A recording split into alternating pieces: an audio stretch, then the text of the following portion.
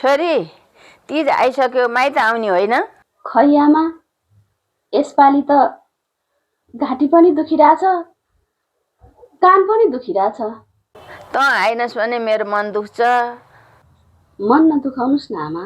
मन मात्रै होइन, मेरो यो संसार जिउ सबै दुखेको छ छोरी। धेरै गाह्रो भएको छ, त जसरी पनि आइज है छोरी।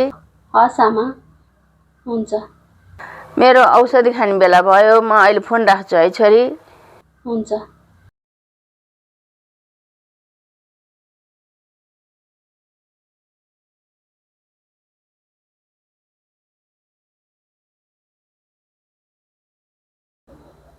सुन्नुस् न,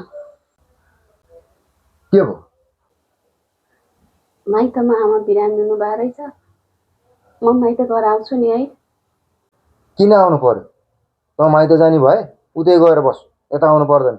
नरिसाउनुस् न हजुर, आमालाई नभेटेको पनि धेरै भयो।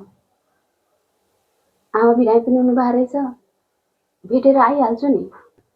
यहाँ घरमा आमा बिरामी हुँदा चाहिँ तँलाई केही चिन्ता छैन, तेरो माइतमा आमा बिरामी हुँदा चाहिँ त्यत्रो चिन्ता तँलाई।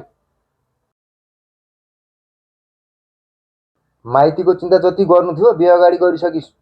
अब माइतीको चिन्ता गर्ने होइन तैँले, घरको चिन्ता गर्ने हो, बुझिस्?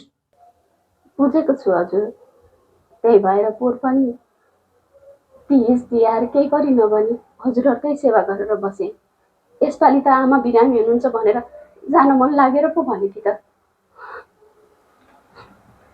तँलाई माइत जानु छ भने तेरो झुटी झ्याम्टा लुगाफाटा सबै निकालेर यो घरबाट सधैँको लागि लिएर जा। तँ यो घर निस्केर गइस् भने म अर्को बिहे गरेर ल्याएर बस्छु यो घरमा, बुझिस्?